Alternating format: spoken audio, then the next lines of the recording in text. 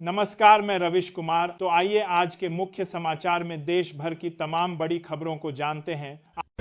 लेह में हुई हिंसा के बाद राष्ट्रीय सुरक्षा कानून एनएसए के तहत सोशल एक्टिविस्ट सोनम वांगचुक को गिरफ्तार कर लिया गया है। 24 सितंबर को लेह में बड़ा बवाल हुआ था, जिसमें पत्थरबाजी, झड़पें और आगजनी हुई। इस हिंसा में 4 लोगों की मौत हो गई और लगभग 90 लोग घायल हुए। हालात बिगड़ने के बाद प्रशासन ने कर्फ्यू लगा दिया, स्कूल कॉलेज बंद कर दिए और इंटरनेट सेवाएं रोक दी। पुलिस का कहना है कि वांगचुक के भड़काऊ भाषण के कारण भीड़ उत्तेजित हुई और हिंसा भड़की। इसी आरोप में उन पर कड़ी कार्रवाई करते हुए एनएसए लगाया गया है। उन्हें पुलिस की एक टीम ने गिरफ्तार किया और अब तय होगा कि उन्हें जेल में रखा जाएगा या किसी अन्य स्थान पर। इस पूरे मामले ने लद्दाख की राजनीति और स्थानीय माहौल में तनाव बढ़ा दिया है। बढ़ते हैं अगली बड़ी खबर की ओर। वसंत कुंज में फर्जी बाबा गिरफ्तार, 18 लड़कियों का शोषण करने का आरोप। दिल्ली के वसंत कुंज इलाके में एक निजी मैनेजमेंट संस्थान के चेयरमैन और खुद को संत बताने वाले स्वामी चैतन्यंद सरस्वती उर्फ पार्थ सारथी बाबा पर बड़ा आरोप लगा है। पुलिस ने बताया कि इस बाबा ने करीब 18 लड़कियों का शोषण किया और लंबे समय से लोगों को धर्म और आस्था के नाम पर गुमराह कर रहा था। मामला सामने आने के बाद पुलिस ने उसके खिलाफ केस दर्ज किया है। हालांकि वह कुछ समय के लिए फरार हुआ, लेकिन अब पुलिस की गिरफ्त में आ चुका है। जांच एजेंसियां उससे पूछताछ कर रही हैं और पीड़ित लड़कियों के बयान दर्ज किए जा रहे हैं। बढ़ते हैं अगली बड़ी खबर की ओर। उत्तर प्रदेश के बहराइच जिले में एक चौंकाने वाला मामला सामने आया है।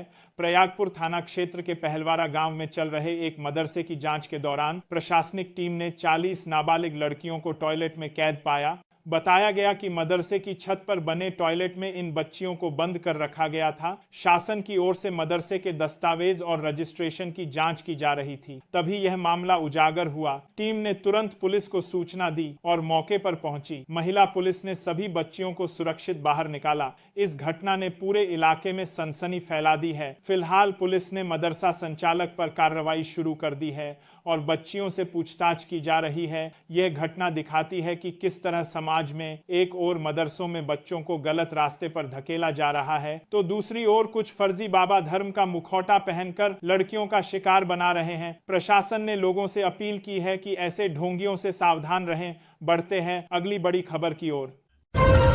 कैलाश विजयवर्गीय ने राहुल गांधी पर हमला बोला। मध्य प्रदेश के नगरीय प्रशासन मंत्री कैलाश विजयवर्गीय ने शाहजहांपुर में एक कार्यक्रम के दौरान कांग्रेस नेता राहुल गांधी पर हमला बोला। उन्होंने कहा कि राहुल अपनी जवान बहन को सार्वजनिक जगह पर चुंबन करते हैं, जो उनकी नजर में संस्कारों की कमी है। विजयवर्गीय ने कहा कि बीजेपी की संस्कृति में ऐसा नहीं होता, जहां किसी बहन के घर का पानी तक बिना अनुमति नहीं पीते। विजयवर्गीय का यह बयान राजनीतिक आरोप प्रत्यारोप का हिस्सा माना जा रहा है और इसे लेकर चर्चा तेजी से हो रही है। उन्होंने बीजेपी और कांग्रेस के मूल्यों और संस्कारों में अंतर बताने की कोशिश की।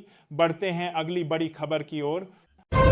अमेरिकी राष्ट्रपति डोनाल्ड ट्रंप ने गुरुवार को एक और टैरिफ बम फोड़ा। डोनाल्ड ट्रंप ने अमेरिका द्वारा आयात की जाने वाली विदेशी दवाओं पर 100% टैरिफ लगाने का ऐलान किया। यह नया टैरिफ 1 अक्टूबर से लागू होगा। ट्रंप ने विदेशी दवाओं पर जो टैरिफ लगाया गया है, उससे कई देशों को नुकसान पहुंच सकता है। वर्तमान में अमेरिका सबसे ज्यादा दवाएं आयरलैंड से आयात करता है, लेकिन एक बड़ा हिस्सा भारत से भी आयात करता है, जो भारत के लिए एक और बड़ा झटका माना जा रहा है। बढ़ते हैं अगली बड़ी खबर की ओर। भारत ने रक्षा क्षेत्र में एक और बड़ी उपलब्धि हासिल की है। देश ने पहली बार रेल आधारित मोबाइल लॉन्चर से अग्नि प्राइम मिसाइल का सफल परीक्षण किया। यह सफलता इसलिए खास है क्योंकि अब मिसाइल को कहीं भी ले जाकर तेजी से लॉन्च किया जा सकता है। यह क्षमता भारत की रणनीतिक ताकत को और मजबूत बनाती है। इस परीक्षण के साथ भारत उन चुनिंदा देशों की सूची में शामिल हो गया है जिनके पास ट्रेन से मिसाइल दागने की तकनीक मौजूद है। रक्षा विशेषज्ञों का मानना है कि यह कदम भारत की सुरक्षा व्यवस्था और सैन्य शक्ति को और उन्नत करेगा। बढ़ते हैं अगली बड़ी खबर की ओर।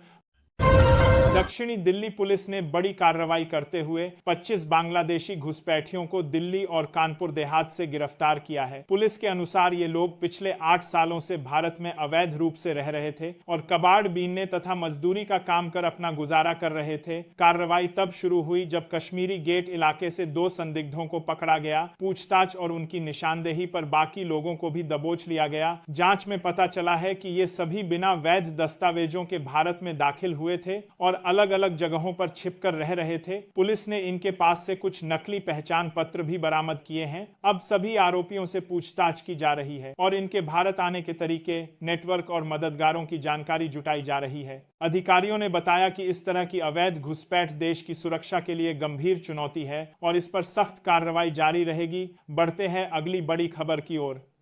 महाराष्ट्र के 31 जिलों में लगातार हो रही बारिश ने हालात गंभीर बना दिए हैं। भारी वर्षा और बाढ़ के कारण अब तक करीब 50 लाख हेक्टेयर कृषि भूमि और खड़ी फसलें पूरी तरह नष्ट हो चुकी हैं। खेतों में पानी भर जाने से किसानों को भारी आर्थिक नुकसान का सामना करना पड़ रहा है। स्थिति को देखते हुए राज्य सरकार ने बाढ़ प्रभावित किसानों की सहायता के लिए बड़ा कदम उठाया है। राज्य आपदा प्रबंधन कोष से 2215 करोड़ रुपए की आर्थिक मदद मंजूर की गई है ताकि किसानों को तत्काल राहत मिल सके। इसके अलावा राज्य सरकार ने केंद्र से भी अतिरिक्त धनराशि की मांग की है, जिससे प्रभावित क्षेत्रों में तेजी से राहत और पुनर्वास कार्य चलाया जा सके। बढ़ते हैं अगली बड़ी खबर की ओर। महाराष्ट्र के बीड जिले में आई लव मोहम्मद कार्यक्रम के दौरान एक मौलाना ने मंच से सीएम योगी आदित्यनाथ के खिलाफ विवादित और आपत्तिजनक बातें कही। रिपोर्ट के अनुसार उन्होंने मंच पर अपनी टिप्पणी में सीएम के प्रति आपत्ति जताई और कार्यक्रम में मौजूद लोगों के बीच विवादित भाव पैदा किए। प्रशासन ने मामले को गंभीरता से लिया और स्थानीय पुलिस और सुरक्षा टीम को मौके पर तैनात किया। सभी परिस्थितियों को नियंत्रित किया गया और जांच शुरू कर दी गई है। अधिकारियों ने लोगों से शांति बनाए रखने की अपील की है। घटना का पूरा मामला अब जांच के दायरे में है और आगे की कार्रवाई प्रशासन द्वारा तय की जाएगी। कांग्रेस नेता राहुल गांधी ने बीजेपी पर निशाना साधते हुए कहा कि बीजेपी चाहे जितना भी झूठ और भ्रम फैलाए, लेकिन महागठबंधन पूरी तरह प्रतिबद्ध है कि अति पिछड़े, दलित, आदिवासी, अल्पसंख्यक और पिछड़े वर्गों को उनका पूरा अधिकार दिलाया जाएगा। राहुल का यह बयान उस समय आया जब एक दिन पहले बिहार में विपक्षी गठबंधन ने अति पिछड़ा न्याय संकल्प पत्र जारी किया था। उन्होंने कहा कि विपक्षी दल समाज के कमजोर वर्गों की आवाज उठाने और उन्हें बराबरी का हक दिलाने के लिए मिलकर काम कर रहे हैं। उनका संदेश था कि महागठबंधन न्याय और समानता की लड़ाई में अडिग रहेगा। बढ़ते हैं अगली बड़ी खबर की ओर। उत्तर प्रदेश के संभल जिले से बड़ी खबर सामने आई है। यहां शिक्षिका पर एसिड अटैक करने वाले आरोपी को पुलिस ने मुठभेड़ में मार गिराया। जानकारी के मुताबिक आरोपी को गिरफ्तार कर ले जाया जा रहा था, तभी उसने पुलिस टीम पर हमला कर भागने की कोशिश की। इस दौरान पुलिस ने जवाबी कार्रवाई की और वह ढेर हो गया। पुलिस अधिकारियों का कहना है कि आरोपी के खिलाफ पहले से ही कई गंभीर आपराधिक मामले दर्ज थे और वह लंबे समय से अपराध की दुनिया में सक्रिय था। शिक्षिका पर हुए एसिड अटैक की घटना के बाद से ही इलाके में तनाव का माहौल था। लोगों में गुस्सा और दहशत दोनों था। एनकाउंटर के बाद स्थानीय लोगों ने राहत की सांस ली है। हालांकि स्थिति को देखते हुए पुलिस ने इलाके में अतिरिक्त फोर्स तैनात कर दी है। प्रशासन का कहना है कि पीड़िता को हर संभव मदद दी जाएगी और आरोपी के नेटवर्क की भी जांच की जाएगी।